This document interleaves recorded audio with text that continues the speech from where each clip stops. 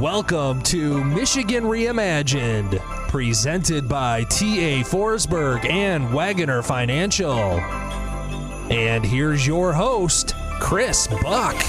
So a friend once told me he thinks that nonprofit leaders and small business owners are the most passionate people in our community. You just need to ask them about their why and let them speak, and you'll be amazed at what you hear. Here to share his journey and how it's shaped his small business company culture is the owner, CEO, and visionary of Custom Built Design and Remodel, Mr. Michael Flory. Welcome to the show, Michael. Hey, Chris. Thanks for having me. Absolutely. So let's start real quick by talking about Custom Built. So what does your company do? When was it founded? And kind of who do you serve? Yeah, so Custom Built was formed in 2006, and we are a residential and a little bit of light commercial design and remodeling company. Of course, that's evolved over the years. When we first got in business, we focused on a couple of different specific things that we did, decks and finished basements. The crash happened of 2008, if anybody remembers that. We went through a horrible time in Michigan and trying to be in the construction industry. And from there, we began to ask more questions. What do we do to really be successful and grow long term?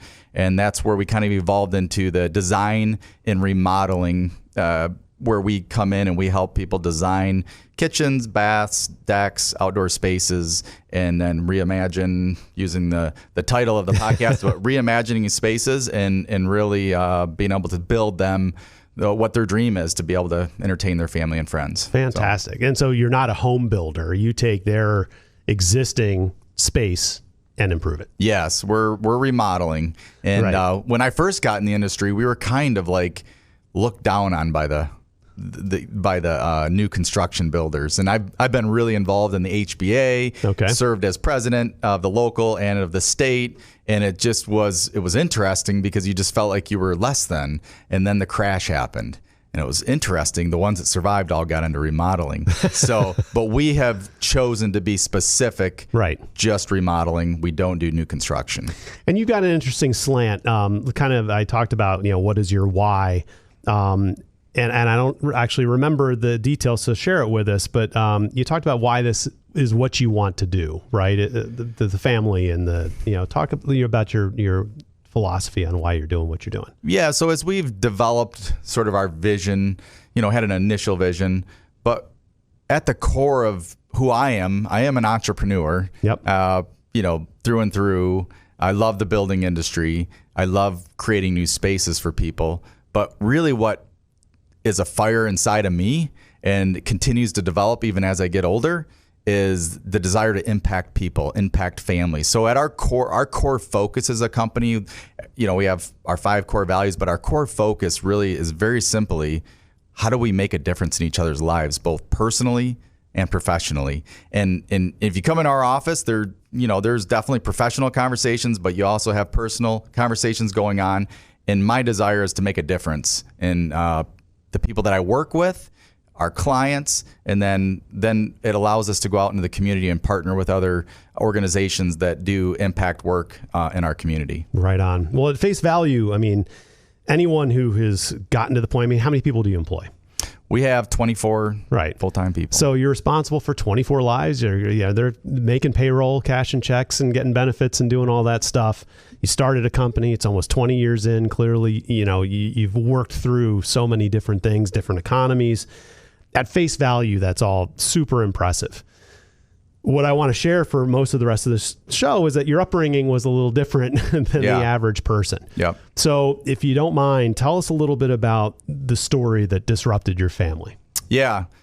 So my story is kind of a story of 2 halves. From 0 to 10, was the youngest of 5 kids, had 2 parents, really normal family, suburban West Lansing, grew up here in town, went to St. Gerard, graduated from Waverly High School.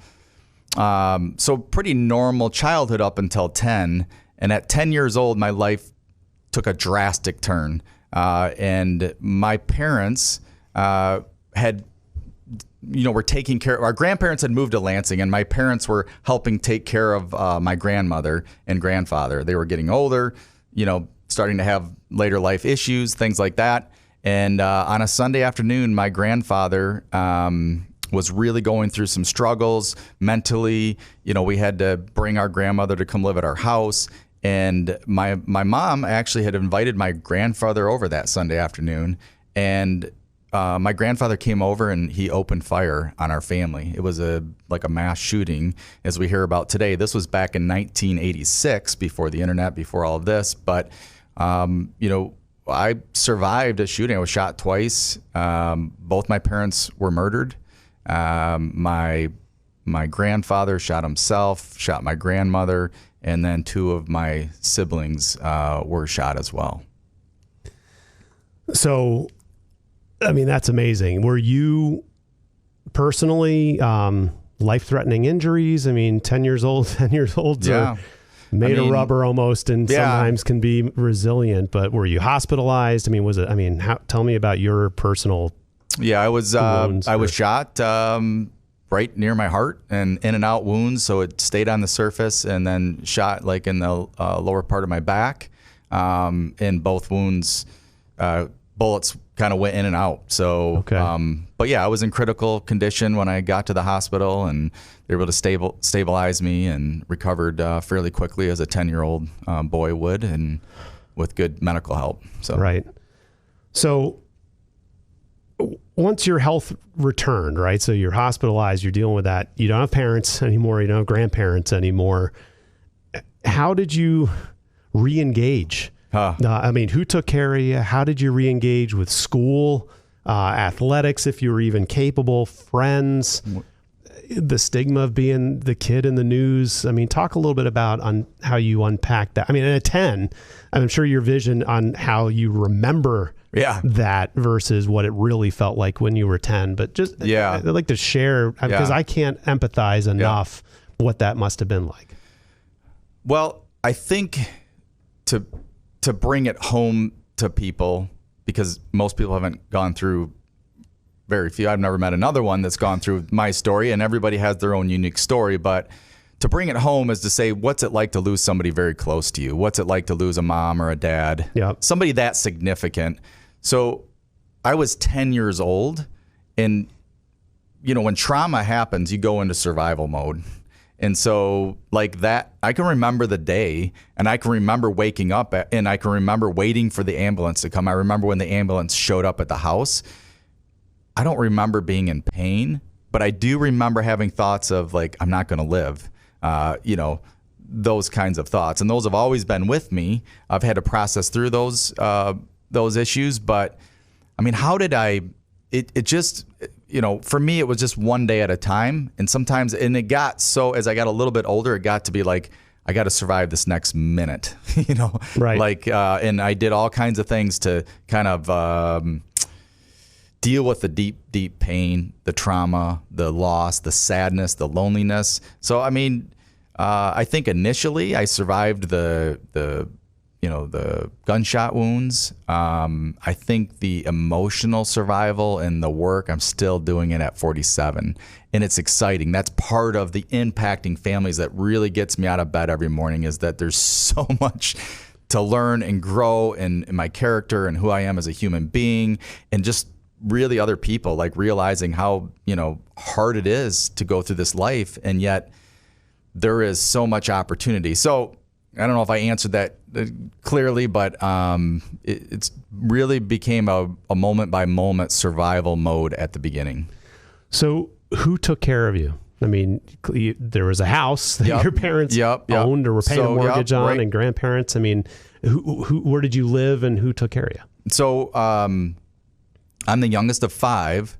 My oldest brother was 22 at the time, and then I had 3 sisters that were in the middle.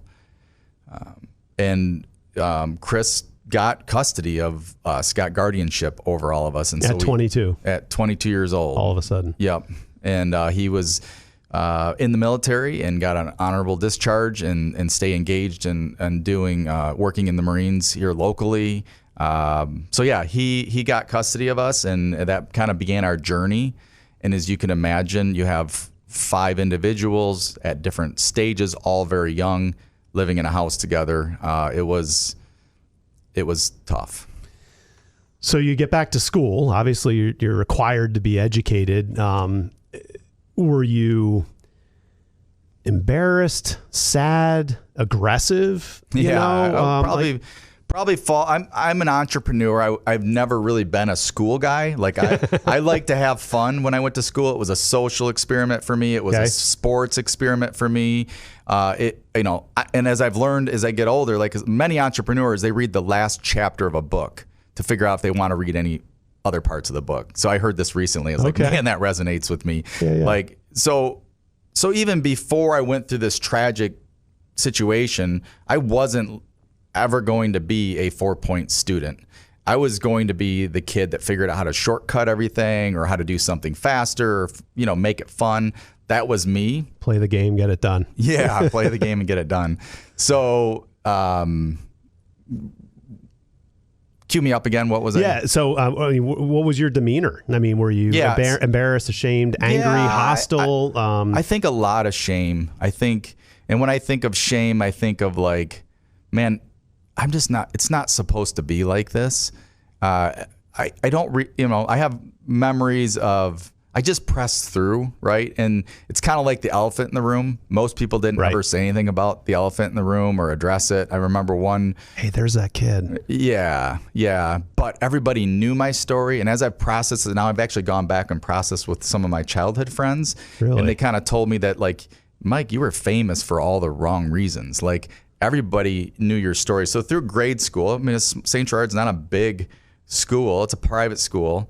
Everybody knew my story. And I would say, like, the teachers, the parents in the community, so many people invested into my life, just, wanting to help, wanting to be a resource for me, wanting to try to help ease my pain. I remember parents just telling me, like, like one guy said, like, most people in their 50s and 60s have never dealt with anything close to what you're dealing with, Like, there was a lot of compassion and people that reached out and tried to help. I think for me, what I did is I just, and even to this day, and I'm working even and growing in this, but I just plowed through. Like, if somebody got in my way, I was going to run them over. I had to do whatever I could to take care of Mike. Mm-hmm. And I had to kind of put the blinders on to, like, all of what was going on around me. I didn't care about it. I was going to, my dream at that point became what my dad's dream was for me, which was to be a college MSU hockey player and, to go on to play, professional hockey. So, like, I had to, sort of like create this world, and some of it was good. And then some of it was like I had to bury all the emotions that I was going through. So just numb myself to all the stuff that I really couldn't handle and work through at that point, and, maybe parts and pieces of it. So when people would ask me about my story, it was really difficult. Like, at that point in my life, I couldn't really even verbalize or talk about it. I would just blow them off, punch them in the face, whatever it took to, like, leave me alone kind of a thing. Right, and that's the reality, that I have a lot of great teachers, a lot of respect for teachers who have one or two students in their class, because there was another kid in my class had lost his mom as well. And I didn't know it growing up, but him and I became good friends. 5th grade, St. Gerard, his mom was murdered by his dad, and we didn't know that. But the teacher knew there was 2 students in my class that need some attention. How do I give it to them without making them feel shame? All of that. I mean, looking back on it now, there's a lot of dance of how people reached out and tried to help me through that. Peer-wise, I was going to do what I was going to do and achieve what I was going to achieve. I didn't know how, but I just worked hard. It was interesting. I was thinking last night, I remember, that awkward, we have 8 children, and that awkward stage of, from like 5th, 6th, and then kind of getting into 7th grade, you got your dances that start happening. Yeah. One of the things that I remember in looking at my peers at that point was I felt so, my identity was, as I started hitting that puberty stage, I just was so uncomfortable with who I was at that point. And really it had a lot to do with just the condition of not having parents and, the stigma, of, being less than in your community, and I can just remember clearly being at a dance and the confidence level that I had just went to the tank. Like my friends, but I mean, looking at my own children today, realizing that they live in a normal home with 2 parents, I just had so much extra stuff that I was working through. And the gift that I get, and this is something that somebody shared with me recently. I've read in a couple of books, but everything happens either to you or everything happens for you. Like, and I've put this, I think I've naturally always said, I'm going to make something of this mess, right? That was like the entrepreneur inside of me. Like, there's got to be some reason for me to still be alive. So therefore, I'm going to go show the world. I'm going to figure out what it was. But having that mentality of everything happens either to me or for me has really been, and I talked to my team about this, like, so much happens in all of our lives every day, and it can be perceived as very negative, or we can grab whatever that nugget is and figure out the gold in it. And I think for me, and at this point at 47, there's still a lot of hard days. There's still a lot of things that, man, why am I this way? Or what's wrong with me? Why did I react that way? How come emotionally I don't really know how to respond in this situation? Man, like, you take my story and anybody that's listening to this that's gone through traumatic things, even if you haven't gone through super traumatic things, but even losing a parent, we talked about that recently. Man, there's so much good if we process through that stuff that, like, we can turn the really negative things into something positive. So. Well, thank you. And I want to unpack some of these nuggets and talk that story. But I do want to say that when it comes to managing your finances and planning for your future, I suggest you contact my friends at Wagoner Financial. Whether you're just getting started, getting ready to retire, or anywhere in between, Wagoner Financial can help you make smart financial decisions. Don't navigate complex problems on your own. Wagoner has the expertise to help you feel confident that you're making the right financial choices. Contact an advisor by calling 517-853-3367 or by visiting their website at wagoner-financial.com. So, I mean, you're not wrong. I mean, earlier on, I was reminded in your storytelling about when you have these types of traumatic experiences and then you get back into normal society, you realize how much noise there is out there. Yeah. And how many people who haven't dealt with a hardship that made you shift your focus as to what's important and what's not important, and how they get bogged down. I can't believe this person said that, or I can't believe these people are being this way. It's just like, I have no time for that. Right. Because you've been slapped in the face with, that's not important anymore. Yeah. It used to be important, and I get it, but I'm so grateful I'm not that way anymore. Yeah. So there is a clarity that comes from hardship, and that's a little bit of a silver lining, but that's still tough. Absolutely. So you graduated high school. I don't see a Stanley Cup ring on your finger, so clearly you didn't get into collegiate or professional hockey. So did you graduate on time, and what did you do after high school? I did graduate on time. I was a mess. I don't know how I graduated. I think maybe somebody pushed some things across the sign here. They get the numbers, whatever. So I barely graduated, barely made it. I mean, it was pretty much from 10 to 15, like, becoming a young man. Like, I had dreams. At 15, things started to shift. I went through, a series of mental illness, ended up in a mental hospital at 15 years old, started dealing with suicide ideation on a daily basis. And then, the sports that I played, I couldn't play anymore. Like, I had such severe depression, sleep for 2-3 weeks at a time, and then I would be manic for long periods of time. So I went through this crazy thing that happened at 15. So here I am, and I was living in everything happens to me at this point. This is my mentality. My parents were killed, and I could use a lot of explicit words, but I won't because we're on a podcast.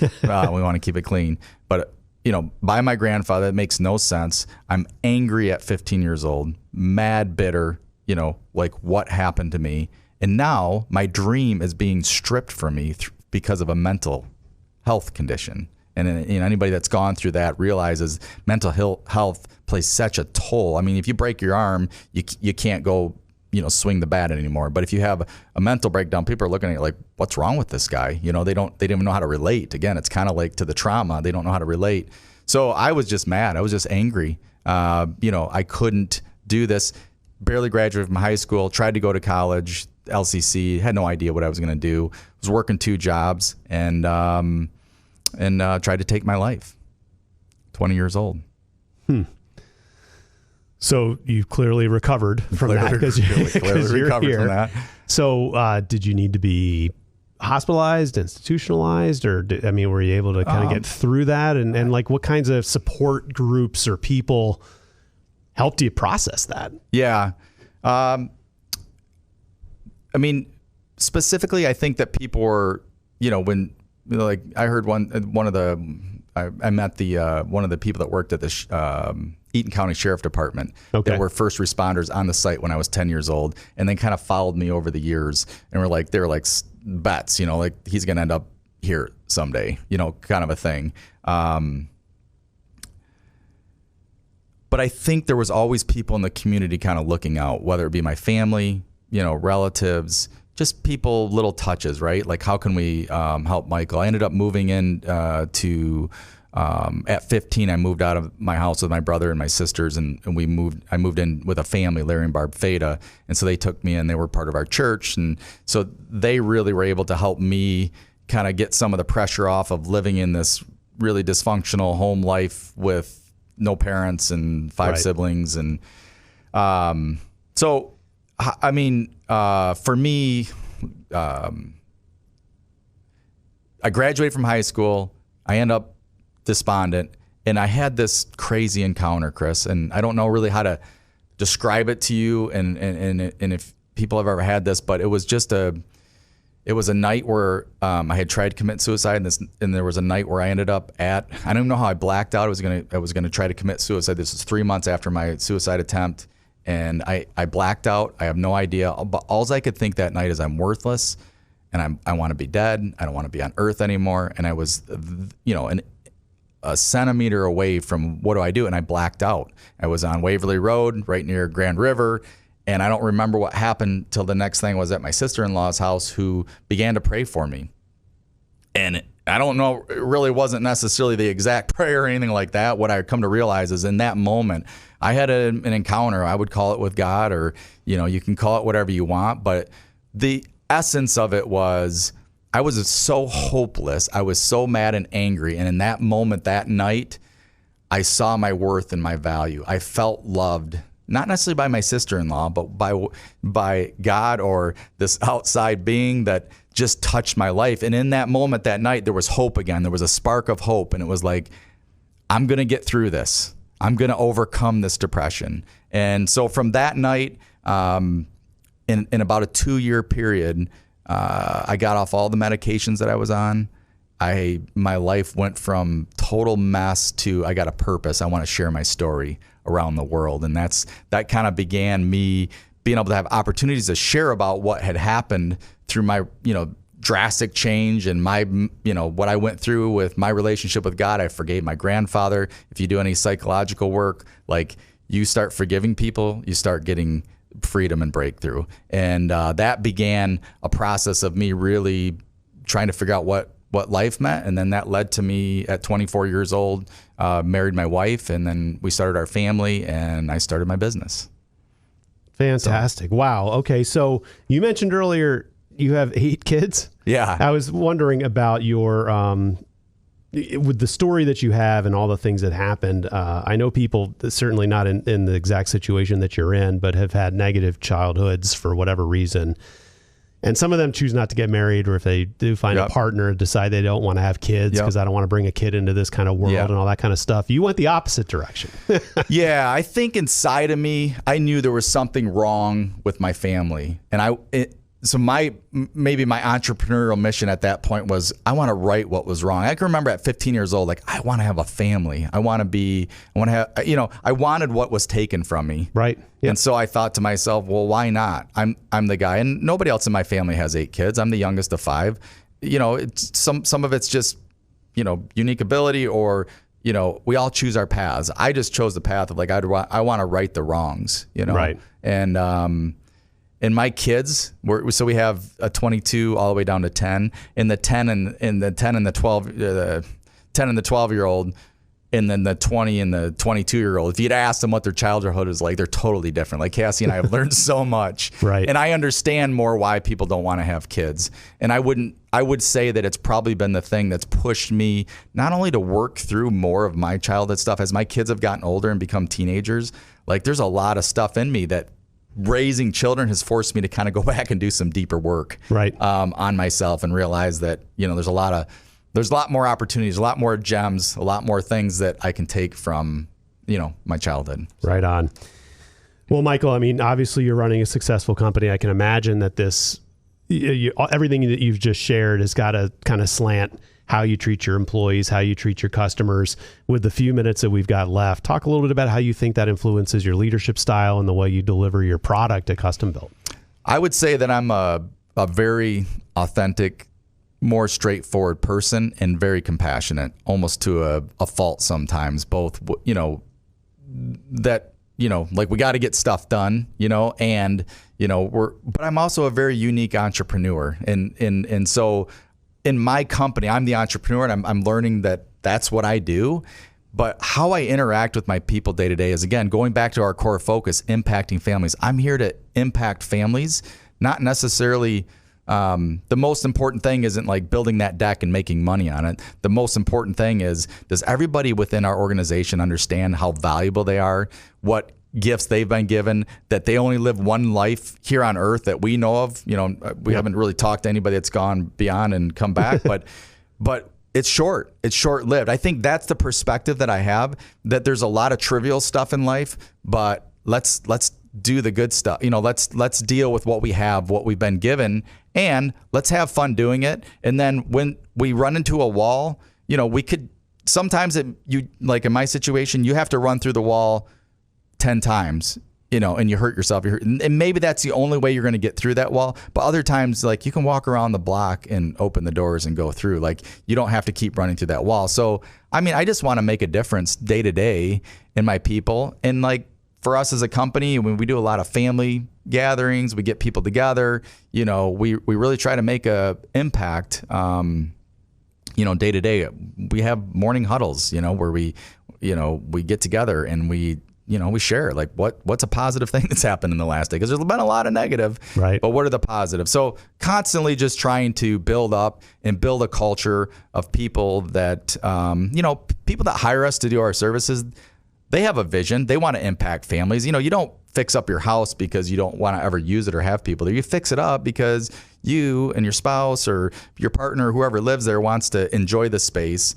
And so, like, even just that is such a picture of my life, totally, if you go into some of these homes and, if I went over to your house and I brought you back into a second, I always take pictures, right? And people come into our showroom and then they get to see the picture of their house. They're like, oh my gosh, it looks worse than I thought it did. But they called us because there was a problem and what they had wasn't what they wanted, and they wanted to turn it into something new. And for me, that's where remodeling and what I've been through is such a beautiful picture. And every day at our company, we get an opportunity to do that, not only with our employees or our team members, we get to deal with our subs, and we get to deal with vendors, and then the community. Like, how do we make a difference? Can I show up present with Chris Buck today and have a conversation? And that's all that really matters right now. It's all I have right now. I've got a million things that I could be doing, but what am I doing today? So how do we serve each other and then our clients real well? So fantastic. Well, we've been talking with the owner, CEO, and visionary of Custom Built Design and Remodel in Okemos, Michigan. And I'll tell you, Michael, it's inspirational. I knew a bit of your story, and I wanted to share it because it's important. And thank you for everything you do, and appreciate your tenacity. Yeah, well, thank you, Chris. And let's go out today and make a difference in our community. Callcustombuilt.com. Yep, you can go to the website, callcustombuilt.com, or you can also call us on the phone, 517-881-9871. Fantastic. Thanks a ton, Michael. All right, thank you, Chris.